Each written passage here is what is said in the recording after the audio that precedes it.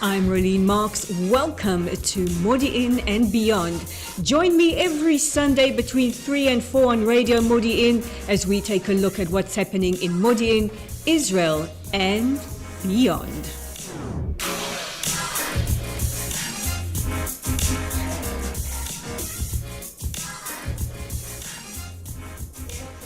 It's that time of the week again. It's time for Modiin and Beyond on Radio Modiin with me, Rolene Marks. And just a reminder, if you want to advertise on Radio Modiin, please be in touch with us via Facebook or our website at radiomodiin.co.il. A busy show coming up for today. Hey, we're always busy here on Modiin and Beyond. We're going to be speaking to the chairman of Telfed Modiin, Lange. He's coming up momentarily. I will also be joined in studio by the CEO of IsraellyCool, our favorite Aussie, David Lange. And then, of course, we'll be cutting to our favorite entertainment guru, Yael Kinar. She brings us the latest from the world of Hollywood and beyond. But first up, let's say a warm welcome to Lange, chairman of Telfed Modiin. Lange, welcome to Modiin and Beyond. How are you?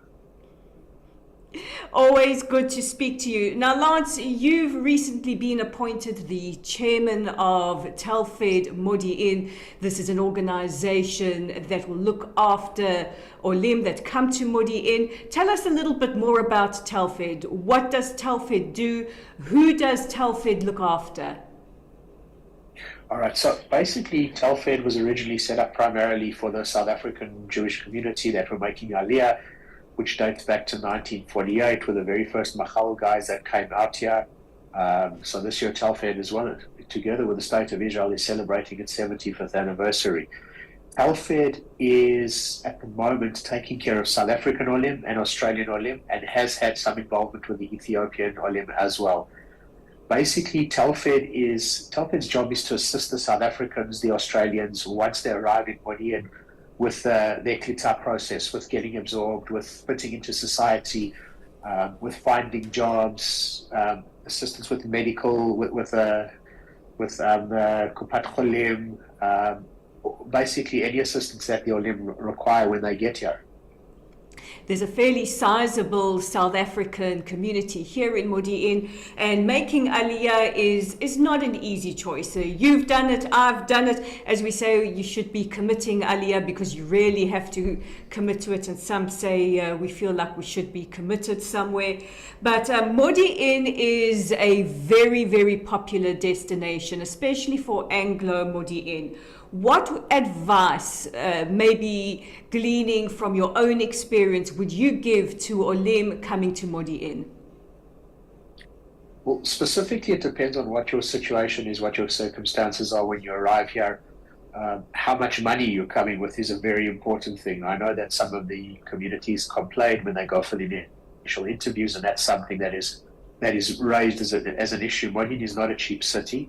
So I would say in terms of socioeconomic scale, it's more or less a middle-class city. That being said, there are still people in the city that do have financial difficulties. Now, first of all, one of the things that I have to give a recognition, a shout-out to the Modiin Misrat Klita, because the Modiin Misrat Klita is probably ranks one of the best in the country.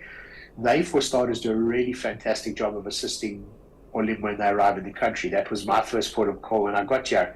Unfortunately, when I arrived, Telfed were grossly misunderrepresented in the community in Modiin, which that's one of the things that I'm working on changing.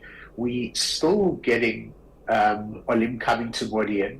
I know it always seems to be a toss-up with Renana and Modiin. Renana because of its sizable ex-South African community, and the whole impression that you have to go to Renana, which is also another thing that I plan on working on with the South African Olim. But very basically, a lot of the people arrive here without jobs. Some of them are lucky enough to arrive with a job already in place, which is a huge thing. That's a very big undertaking, depending on what age you come to the country, to arrive, to start looking for work, to settle your kids into school, to figure out the Kupat Cholim.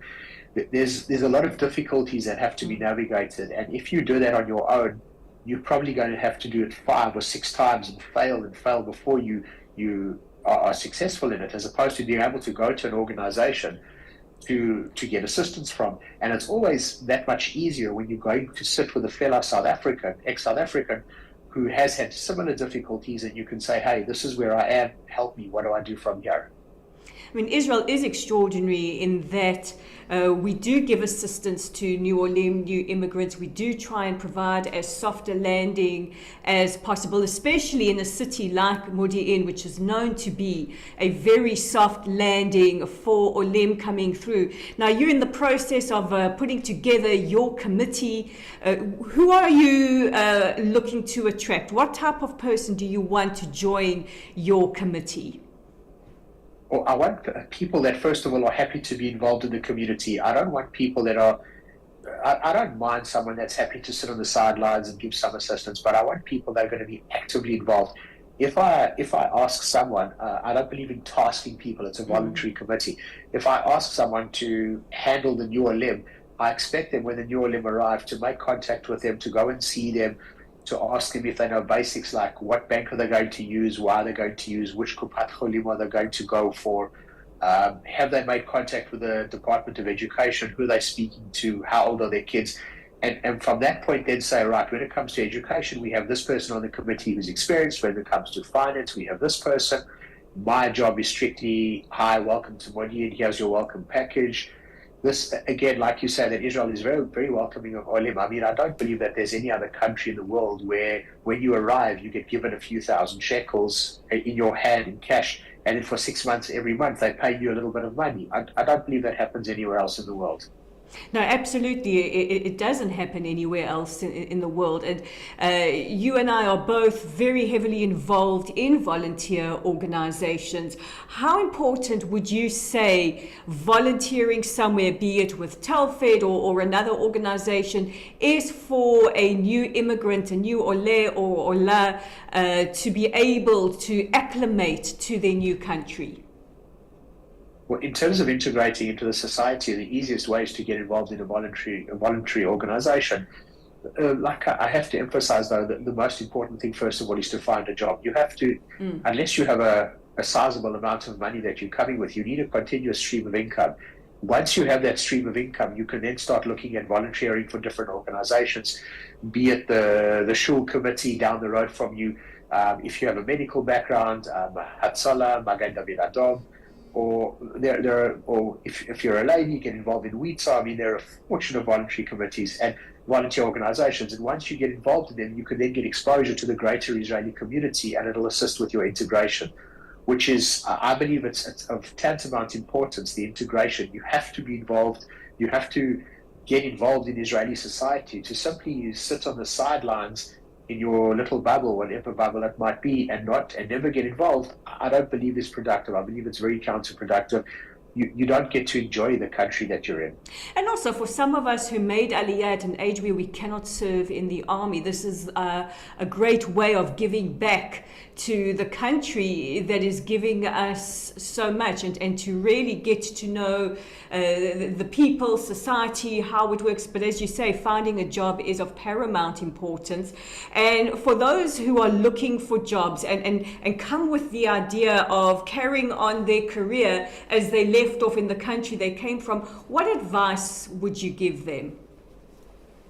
It's always first prize to be able to carry on with what you've done. But I would say that 70% of the people that I know have come to Israel, arrived here and completely reinvented themselves. Unless you have a skill that is sought after in Israel, you're a lawyer, you're a doctor, you're an accountant, you have a background in some sort of IT, information security, information systems. Any other job will probably have to be reinvented, because if you don't even look at it purely from the legislative side, I mean, take someone that arrives as a human resources officer from South Africa. Your laws are completely different in Israel. You most likely don't speak the language, so you're not going to be able to go into a company and assume that role where the majority of the staff are Hebrew-speaking Israelis. You're going to be out of your depth. So the thing is then to see what is closest to you, what you enjoy. Telfed assist with training, the Mishrad HaKlitzah in Modiin I know also assist with training to get you, to take you and say, hey, this is where you are, what you're good at, let's get you trained up in something else so you can start earning a salary. And also for people who might be experiencing some mental health issues and need a little bit of help, Telfed also has social workers, and for students who might need a little bit of help with their Hebrew, there's also incredible programs that help with that. So would you say that Telfed's engaged with the whole Aliyah and Klita process for New Orleans here in the country?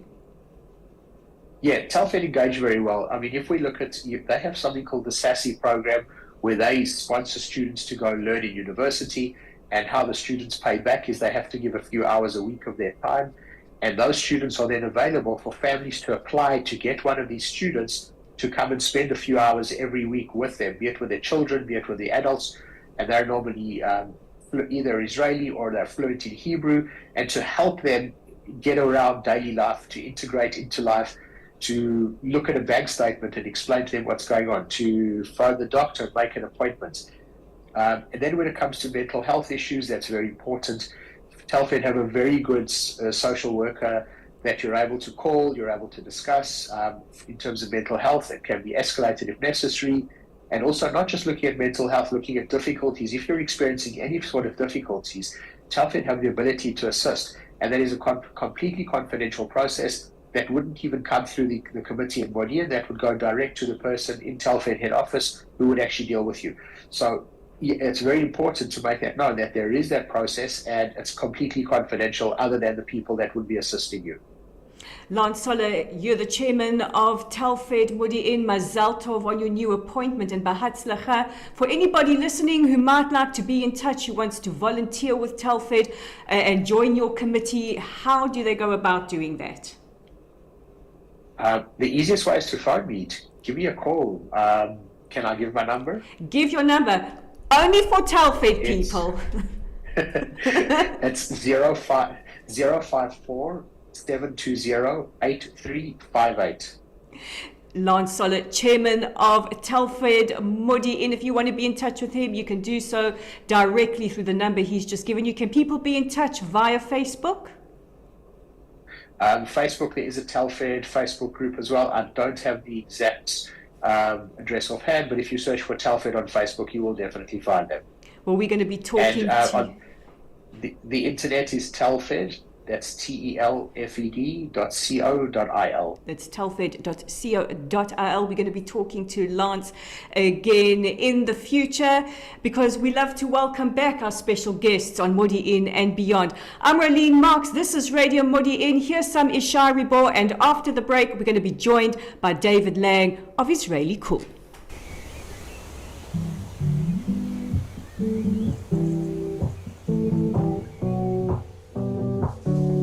תשיב בי את הרוח, תוריד ממני את הגשם, היה לי ים זמן לנוח, התרגלתי קצת בעצם, ובמרחב הפתוח, רואים באופק את השמש, אין ספק אני בטוח, בסוף עוד תתבהר הדרך,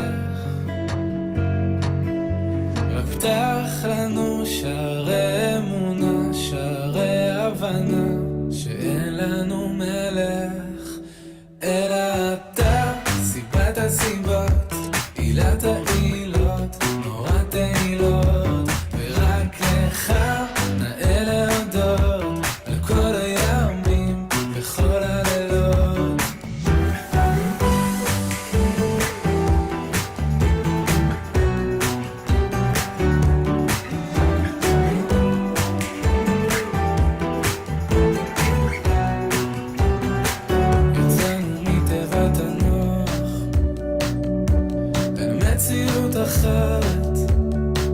לפדות את אסירי הכוח ולחודי הרשת גם לקבל את השחור לבן עם כל צבעי הקשת משנה אבות פרק ג' חביב אדם שנברא בצלם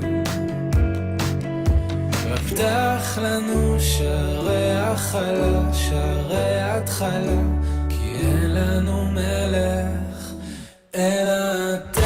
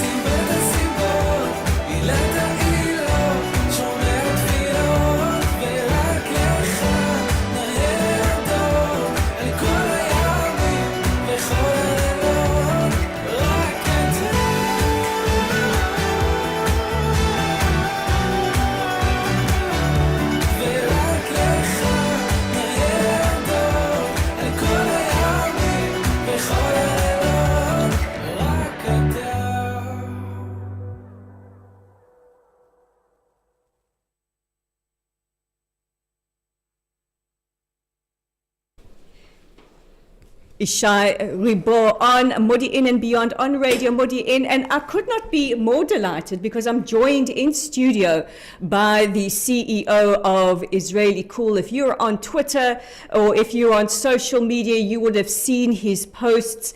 He is on the vanguard of monitoring anti-Semitism, looking at trends, looking at what is happening, and also one of our fiercest online warriors. Welcome to Radio Modiin, David Lange, CEO of IsraellyCool. Thank you so much for having me, Rolene. Now, who is IsraellyCool? Tell us a little bit about your website. Well, actually, my website started as a blog coming up to 20 years, actually, in March. So in about a week, it'll be 20 years since I started it. And it started in just very not glorious fashion. Just, I heard about weblogs. It was a thing back then, if you remember, before Facebook, before Twitter, before social media. There was a time before social media? Yeah. There was even black and white television before that, and those phones with the spirals. Be that as it may, I just started it, and I think my first post on IsraellyCool had to do with cricket. You're South African, right? I'm South Australian. African. You know a bit about cricket. Legendary rivals when it comes to sports. Absolutely. Also in rugby. So it was a sport blog post, which was my first one. And I was just, tampering or dabbling a bit in blogging. And then I think I did one political post. We had taken out a Hamas leader, Rantizi was his name. And this post was read across the world, not just by my parents, by some strangers. And it was at that point in time when Nafala Asimon, that the penny dropped. And I realized, well, wait a minute, I don't have to just write inconsequential things. I can actually write things, and not just for myself and my family. I could actually have an impact here. And again, this is before social media. And it's hugely important. I mean, I think one of the greatest complaints that people like you and I often hear is that the mainstream media doesn't pick up on stories that almost today are everyday occurrences for us. One of the biggest examples I can think of just today is the fact that Israelis have raised $1 million shekels to help Palestinians affected by the riots in Huwara. Now, that's not going to be a sexy media story because there's no conflict there. But a blog like yours gets that out, or a website like yours gets that out. Also, people don't hear the incredible story you shared just a couple of days ago, and yes, I was crying too, about the graduation ceremony, the brother of a soldier graduating who has physical disabilities, and the inclusion in that. So it's not just putting a focus on the issues that don't make the mainstream media and issues that everybody needs to know about, but also the positive stories. But you are on the vanguard of exposing anti-Semitism, fighting anti-Semitism, and you're very, very active on social media. What kind of trends have you noticed in the last couple of years, especially as we see this massive upswing in anti-Semitism? Well, the obvious answer to that, the first one that comes to mind, is the prevalence of anti-Semitism on social media itself. With social media, there's the good things, which I guess, my website and the people that are fighting hate, but of course we're reacting to the increase in hate. And this would be the first thing. We see that anti-Semitism, or rather anti-Zionism, what we call anti-Zionism in inverted commas, is a new strain of anti-Semitism. Now, I would say that perhaps 99% of people who are anti-Zionists or define themselves as such are actually real anti-Semites. And I don't just say this, I say it based on proof. Some people, maybe they cry wolf a bit and it's sort of an instinctive reaction, but what I actually do on my website, or one of the things I do on my website, is I examine social media posts of people who are critical of Israel, as it were, and I dive a bit deeper, and usually it doesn't take too long to find, Nazi-level anti-Jewish propaganda, which is shocking, or at least was shocking in the beginning when I was uncovering it, but now I'm almost expecting it each and every time. You know, we've gone from I don't hate Jews, Mazel Tov, gefilte fish, I just hate Israel. But as you say, dive a little deeper and it all comes out. I know that you've done some, or quite a lot of forensic work on people like Roger Waters. He's my favorite. He doesn't like me. The comfortably dumb Roger Waters. Tell us a little bit about that, your experience with him. Okay, so I've been dealing with Roger Waters, or at least his anti-Semitism, at least 5-6 years, I would imagine. And again, I don't want to just cry wolf, as it were, and say you're an anti-Semite just because you really, really hate Israel. But I wanted to find more proof of that. And of course, the low-hanging fruit that everyone talks about there is the pig, the floating pig in his concerts, which has many symbols, like the money symbol also has a Magen David. But to me, that isn't enough to prove he's anti-Semitic. His defense there is, well, it represents the state of Israel, and there are other symbols, and I'm not just targeting, I'm not targeting Jewish people. And he's got all sorts of a plethora of excuses. You know, he's got a Jewish relative, I think maybe one of his kids married. Some of my best friends are Jewish. Exactly. Some of my best family members are Jewish, as in this case. And he's got, and you know, yeah, and also some of my best friends. He has Jewish friends, blah, blah, blah, blah, blah. But I've examined so many video clips of him and so many social media posts where he actually, again, drops the guard. He doesn't necessarily mention Jews per se, but he invokes many anti-Semitic tropes. He speaks about being silenced by elites, people with money that are controlling the media, who invariably are Jewish, of course. When he talks about Israel, he's invalidating the entirety of the Jewish state. He uses the term many times, Jewish supremacy. It's a term that became famous from David Duke, the former KKK wizard. Show me who your friends are. Exactly, exactly. So it's very clear to me that he's anti-Semitic. And so I have a bit of a history with him. It sounds more sexy than it is, I guess. But Alan Parsons has played in Israel a number of times, and he's a friend of the Jewish state. He's very anti-BDS, the boycott movement. And there was a time when Roger Waters tried to convince him not to play in Israel. And at the time, I'd written a post, I think it might have been called The Dark Side of the Moron, although I liked what you said in the introduction. But he's comfortably dumb. Yeah, the comfortably dumb is probably a bit more gentle. And I wrote about that. Now, Alan Parsons, in rebutting Roger Waters' attempts, or rebuffing his attempts to convince him to boycott the Jewish state, actually posted my blog post on his social media to Roger Waters. That was like one of the highlights of my life, I must say, for Alan Parsons to use my work. And then Roger Waters reacted to it, and he referred to my website as some obscure extremist website, which is a quote that I have on my website to try to plug it. Well, you know that you've hit a nerve when you are under this kind of attack. But, you know, you mentioned the dark side of the loon, like Roger Waters, and the type of language that he uses, which brings to mind some other famous people like Kanye West, the Hadid sisters, who have combined with them more followers than I think there have been Jews in our entire existence. Would you say that they have a direct bearing on the rise of anti-Semitism and anti-Zionism that we're seeing today? No doubt they do.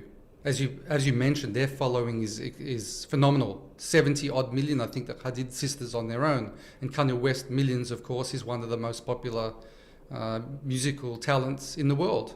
So when looking at the young generation and the proliferation of anti-Semitism among them, you cannot look past these so-called influencers and their impact. These are role models for people. Successful, good-looking, everything you want to aspire to be. And when they're just so casually dropping these anti-Semitic tropes and hatred towards the Jewish state as well, it has a huge impact. Now, Kanye West came under quite a lot of criticism. He was virtually cancelled, lost many of his endorsements. But we see the opposite with the Hadid sisters. They're on the cover of Vogue, they're on this runway, and they're the face of that campaign. and yet they're spewing venom that's not terribly different to what Kanye is. Their father is a legendary anti-Semite. He was one of the shoo-ins for anti-Semite of the year last year, along with Kanye West, and I think it was Joe Manadeo of the Goyim Defense League. Why do you think there is such resistance to holding Gigi and Bella Hadid to account for the venom and the vitriol that they spread? Well, firstly, I don't agree with you that it's the same kind of rhetoric coming from them as Kanye. Kanye, he is coming out with right-wing, even white supremacist, which is ironic. Well, I like to call him Yadolf because he's... Oh, yeah, that's a good one. You're coming out with some real pearls today, Rolene. So it's not exactly the same. He's very overt. He says DEFCON 3 on the Jews. He just mentions the word Jews. He says Hitler was a good man. I mean, any decent person finds those views abhorrent. And anyone that wants to consider themselves decent, and this is where the difference lies, because the way that the Hadid sisters and, of course, their father, Mohammed, talk, they couch things in terms of human rights language. And this is one of the main problems we're seeing, especially in the United States, but indeed all over the world. Anti-Semitism hasn't become a taboo thing anymore, only white supremacist or right-wing anti-Semitism, but the left-wing anti-Semitism or this anti-Zionist anti-Semitism, which is anti-Semitic, it's been couched, how do I say it? I'm trying to think of the correct Hebrew term, but it's basically everything's upside down. And now it's virtue signaling. The Hadid sisters are talking about human rights and, sticking up for the poor Palestinian people and, settler colonialism. Israel is seen as apartheid. All the buzzwords. So Israel represents evil in the world, which is crazy given all the good that we've done to the world and still are doing for the world. And I think this is why people are very reticent to criticize them or call them anti-Semitic. For me, it's so bizarre how they've suddenly discovered their identity. All of a sudden, over the last year or so, or maybe couple of years, we've seen this phenomenon of the Hadid family really on the forefront of Palestinian identity, so to speak, which is quite interesting because Muhammad Hadid was born in Nazareth in 1948 in November, so technically that makes him Israeli. Yeah, he's an Israeli Arab, but I mean the only difference between Israeli Arabs and Palestinian Arabs are how they identify. In essence, they're coming from the same places. When you think about it, it's an interesting point. I've given this quite a lot of thought in the past few years. So the Israeli Arabs are the ones that have accepted the state of Israel more, for the most part, or at least are living here and have citizenship. And the Palestinian Arabs are those that don't accept us and actually, for the most part, want to wipe us off the map. But they're not like two separate people. Well, nothing says victim quite like riding horses and ponies in your multi-million mansion in Beverly Hills. Just saying, Bella and Gigi. But let's talk about the United States, because last weekend or this past weekend, there was plans for a day of hate. What was behind this? What did we see? Okay, so actually, I don't think we saw a lot in the end. But this was an initiative, I guess you could call it, although initiative gives it a veneer of respect, doesn't it? It was a campaign of hate, mostly, I think, organised by this Goyim Defense League that you mentioned. And we'd seen some horrific videos coming out of America just last week outside the Chabad house, where the Goyim Defense League members were handing out flyers, harassing Jews in their cars and on the streets. And they've become emboldened. So they planned for this last Saturday, Shabbat, of course. Of course. No coincidence. To be, handing out leaflets and perhaps rallies. And I mean, look, let's be honest. Every day for them is a day of hate towards the Jewish people. And questionable fashion choices. I mean, looking at them in their, I don't know what you call it, their Hawaiian pajamas. Yeah, I don't get that. And now they can go into all the Yadolf merchandise if they want to be a bit more hip. Well, don't we say that there is this phenomenon called the horseshoe phenomenon where the left and the right kind of converge on each other? Yeah. No, that's a good point. And that's what I was going to actually say. So firstly, nothing happened really in the end. There were no reported incidences. There was no violence or anything of the sort. But getting to that point, that exact point, I believe these neo-Nazis, let's call them what they are, neo-Nazis have become emboldened by the lack of reaction to the anti-Semitism of the left, to the relative lack of reaction to anti-Semitism amongst some African Americans, the Farrakonites, as it were, certain people that are identifying as Black Hebrews or Hebrew Israelites. So they're looking at this and going, oh wow, the gates are open for us again. We can just come in, nothing's really going to happen to us. Anti-Semitism has become a bit sexy again, and we can get away with it. And they are more or less getting away with this hatred. Because what was really disturbing, and you and I spend a considerable amount of time on social media, is the lack of condemnation, the lack of response coming from lawmakers in the United States, coming from the normal protagonists of social justice, the celebrities who are out there on every issue, from BLM to climate change to whatever the cause du jour their agent tells them they should be involved with. We heard almost a deathly silence across the board for a day of hate. It was really disturbing to watch that video. I can joke as much as I want to about questionable fashion choices of the Goyim Defense League harassing Jews outside of Chabad in South Orlando. But what was really, really disturbing was to see the police driving past without doing a thing. Yeah, well, freedom of speech is like a religion in the United States. And it sort of trumps, or that's probably the right word to use, or the wrong word to use, trumps mostly everything else. Everyone's about freedom of speech.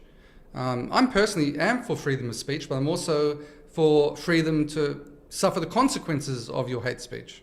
Well, that's exactly it, because there is a line where the freedom of speech crosses and becomes hate speech. And I would venture a guess asking elderly Jews coming out of synagogue, do they think they should be put in an oven? I think that really constitutes hate speech. Yeah, and I mean, that's a good point. And when you look at what these neo-Nazis say, their rhetoric, and they'll say on one hand, go back to where you came from, which is Israel, or they actually say go back to Israel. Go back to Israel.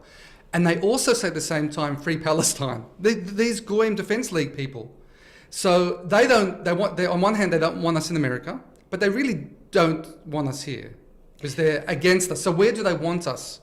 They want us dead. Well, they said that there's no place, I think, and if I'm quoting directly, for vermin in America. They called us the vermin in America. They called us the disease that's taking over America behind some of the big issues facing Americans today. Where have we heard that rhetoric before? That was a rhetorical question, wasn't it? It was a rhetorical. Very sharp today, David Lange. But let's talk about other things, because it's not all doom and gloom. We do see so many people out there, especially young Jews, really doing what they can to combat anti-Semitism. And the fight belongs to us all. It can't really be left to a certain group. If you had to advise anybody who's active on social media, or maybe just a media consumer, on what you think best practices should be, how they should be better social media consumers, what would you tell them? Well, first of all, I think the importance of having networks, because as you rightly mentioned, you can't do it on your own. I can't do it on my own. These big organizations can't do it on their own. Individuals can't do it on their own. We have to join forces, because we're up against the Hadids of the world with their 70 plus million followers. But we have also some power. We shouldn't be too forlorn about it. We have the power at our fingertips as well, just like the bad guys have the same power. So we have to network, we have to join forces. That means sharing information, sharing people's posts, reposting, retweeting, and the like. So that's of critical importance. And for those out there who think that we are dealing with this massive giant of hatred and that we're only a small minority, I just want to share an African proverb. You can fell an elephant with a mosquito. I don't like being compared to mosquito, though. Of course. I get where you were going with that. Exactly. Size doesn't matter. What you have to do is you have to keep barking and you have to keep nipping. But you also share such wonderful, positive, uplifting stories as well. Can you share with us some of your favorites of late? Yeah, well, firstly, I want to point out that I wish I could share more of that and less of the anti-Semitic stories, but that's just the nature of the beast at the moment. One that comes to mind was actually just a couple of days ago. So you got the pop star Robbie Williams, who is coming to Israel, back to Israel in May of this year. So buy your tickets if you haven't already. And I know that he's a big supporter of Israel because I covered his last trip and he had some great comments about Israel there. But I found out just from a recent interview with Walla, that not only is his wife Jewish and he's got, I think, 4 daughters, so they're Jewish, but he said he would love, or he identifies as Jewish and he thought about converting to Judaism. Well, we would welcome Robbie Williams to the tribe anytime. I'm sure you would. I'm sure most of the females would. Pimp your site out for us. Where do we find you on the internet, on social media? Well, the website is IsraellyCool.com, IsraellyCool. And I'll just save you some time. On my website, you can find all the social media buttons there rather than going through the whole litany here. David Lange, CEO of IsraellyCool. It has been such a treat to have you in studio with us today. I know Per, our engineer, was chomping at the bit behind the scenes. I think he wanted to ask a question.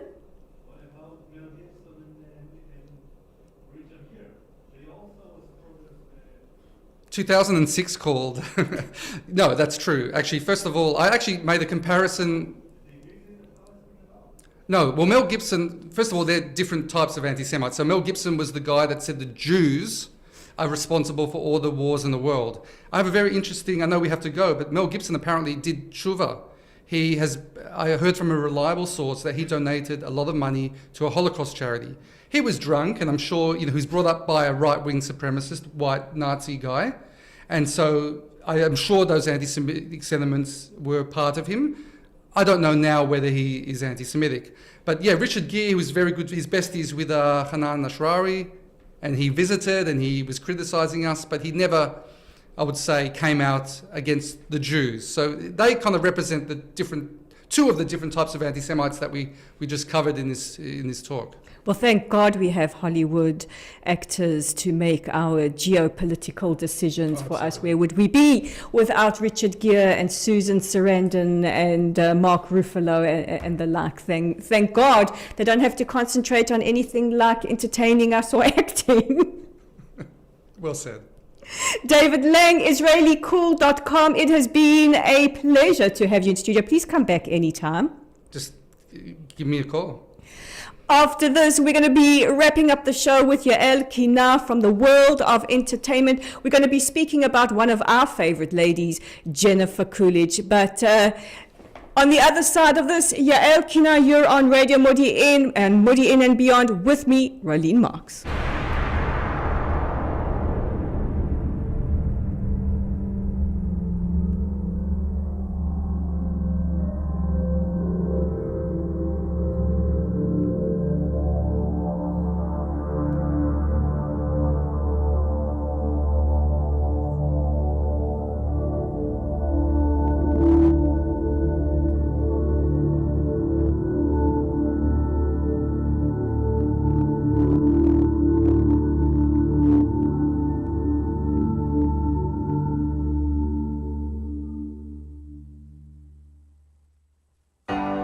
Shine bright like a diamond.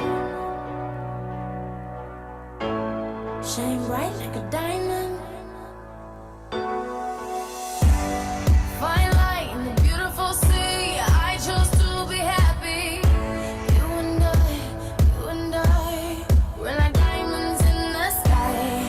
You're a shooting star, I see, a vision of ecstasy.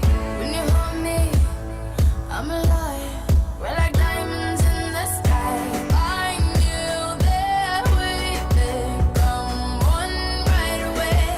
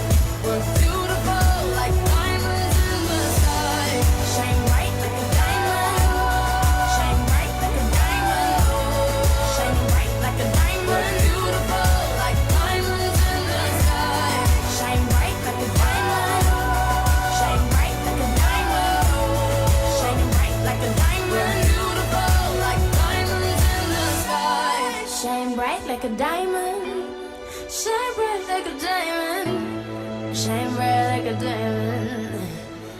So shine bright tonight. You and I, we're beautiful like diamonds in the sky. I too high, so alive. We're beautiful like diamonds in the sky. Shine bright like a diamond. Shine bright like a diamond. Shine bright like a diamond. Oh yeah. Shine bright like a diamond. Shine bright like a diamond. Shine bright like a diamond. Shine bright like a diamond. Rihanna and Diamond, some of my favorite things, and also one of my favorite people. Joining us all the way from Jerusalem is our entertainment correspondent, Yael Kinar. Always good to see you. Hello, my friend. Now, we've got a lot to talk about because it's award season and it's a year that belongs really to a phenomenal woman. In fact, she's one of my favorite. Many people know her as Stifler's mom. She's having this massive resurgence with the White Lotus. Jennifer Coolidge. Yael Kinar, does 2022 belong to Jennifer Coolidge? She's a delight, and she's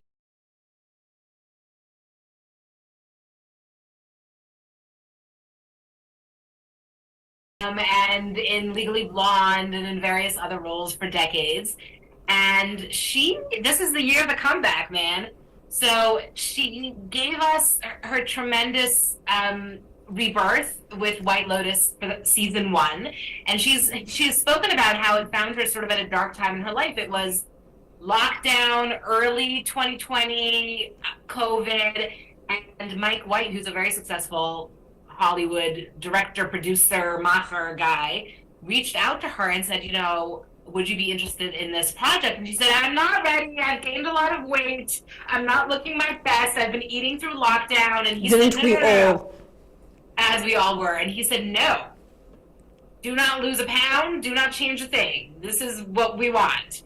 And they filmed at the Four Seasons in Hawaii during lockdown. All of the crew was their own little bubble, and they were there for weeks, having a grand old time.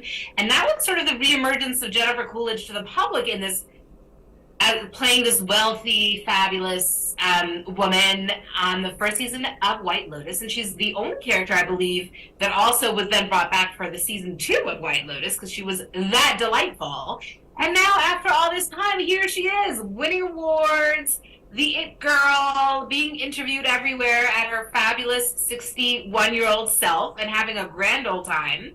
She is not married, has no kids, is very much an animal activist, and I think she's living the life. Let's all channel our inner Jennifer Coolidge. Well, she's a lady after my own heart, being an animal activist, but somebody else who's also having a massive resurgence is Brendan Fraser. He dropped off the radar for a couple of years. What happened, and why is he suddenly back with a vengeance? I like a feel-good story. Don't where we love a comeback story? I know, we thought someone was passé and had been written off, and here he is. So Brendan Fraser is 54 years old. He played in George of the Jungle. I mean, he wasn't considered an A-lister, but he was a working actor. And a set of circumstances of different things going on where he had some health issues, multiple surgeries on his legs and vocal cords. He was going through a divorce that was financially very hard for him. He ended up having to try and change the divorce settlement, which in addition to child support had him paying $50,000 a month in alimony to his ex-wife, which he wasn't working and able to afford it. He also made a claim of being sexually harassed by a Hollywood producer, and he retreated and sort of wasn't on screen, wasn't on anyone's radar for about 5 years or more, and also struggling with some addiction. And he has recently reemerged in this unexpected film called The Whale, where he plays like a 600-pound man in this heavy performance, heavy literally and content-wise. And when it premiered at the Cannes Film Festival, I believe he got a 6-minute standing ovation Incredible. with just years of, he was weeping in shock and in such delight that he was able to reclaim this moment as a serious actor. He's now being nominated for an Academy Award for this film, and we're here for it. We are absolutely here for it. I mean, this award season has been such a pleasure to watch. I mean, I don't watch for the long speeches, I just watch for the outfits. But it's been really fabulous to see Jennifer Coolidge winning a SAG award. Who's going to win the Oscar? Because Brendan Fraser is up for that as well. So it's really been wonderful to see that this is the year of the great comeback. And you don't have to be 25 people to make it in life. But somebody else who we all love, we know her from Married with Children, from Dead to Me, from so many really iconic TV shows and movies, is the wonderful Christina Applegate. And reading a report yesterday after the SAG Awards that this may be her last awards show that she is able to attend. She's suffering from multiple sclerosis. What do we know what's going on with Christina Applegate, who we all love? We all love, and she also is someone who sort of had a comeback, you know, in some way, because we knew her as a teen playing this famous role of Married with Children, and sort of hokey and ditzy, and no one took her seriously. And she had tremendous success with 3 seasons of Dead to Me on Netflix. But very recently, just before and while filming the latest season, she was diagnosed with multiple sclerosis. And she has addressed it very publicly, and she has said, you know, I look different, I'm moving differently. Scenes had to be shot in a different way to accommodate her difficulties with walking, sometimes standing. So that's been very sad, and it came on the heels of Selma Blair, another Hollywood actress also going through multiple sclerosis, and bringing awareness to that and walking the red carpet with a bedazzled cane.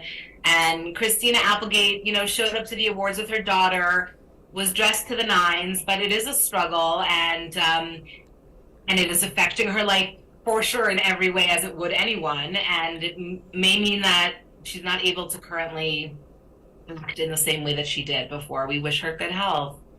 Now, what is also quite incredible this year, we've just spoken about 2 big comebacks after the age of, let's say, 35, because what do they say in Hollywood? Once you hit 40, you basically, it's all downhill from there.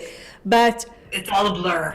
It's all a blur. 2 iconic actresses about to be mummies in their 40s. What's going on? A little bit of science and a little bit of luck is what's going on. So we have Hilary Swank, again, serious actress, Boys Don't Cry, you know, not a ditzy floozy sort of character. And she has not been married before. She's had sort of major love affairs all through the years, but she, in 2018, married an entrepreneur, Philip Schneider, who's 45, a little bit younger. She's 48. And they're expecting twins. So they will both be first-time parents. We are very excited for them. And she's been giving us lots of Instagram bump moments, which we appreciate. And the truth is, she's not alone, because we have Claire Danes, very popular, Homeland, more recently, Fleischman's in Trouble. I don't know if it's gotten as much popularity in Israel, but it's a newer show that she's in, of a woman, of a couple, a marriage, a family breakdown, and she plays a very powerful part in that film. And during the Golden Globes recently, she premiered a baby bump. She's 43 years old. She does have 2 children, and is married to British actor Hugh Dancy. She had a little bit of a scandalous past as well, because she was with Billy Crudup. We do love a good scandal here. Yeah, so they starred together in a film called Stage Beauty, which led to the breakup of his relationship with Mary Louise Parker, who was 7 months pregnant at the time. So, you know, I guess they've all moved on and had their happily ever afters, we hope. But she has been married to Hugh for many years. They have 2 children and are expecting a third. So we love it when we're given things to celebrate in whatever form, whether it be awards, shiny things, gowns, or babies. Yael Kinar, our entertainment guru. Always a pleasure to speak to you. Basha'a tova to Claire and Hillary if you're listening to Modiin and Beyond on Radio Modiin, because who knows, maybe they are. And that's going to be it from me, Rolene Marks, today on Modiin and Beyond. A big thank you to David Lange, the CEO of IsraellyCool, joining me in studio. Yael Kinar, our entertainment guru and chairman of Telfed, Lange, who joined us at the beginning of the show. And a huge big thank you to my engineer Per Atias behind the scenes, making sure that we all behave and that I don't explode something in the studio. Don't forget to join me next Tuesday between 10 and 11 a.m. for another edition of Modiin and Beyond.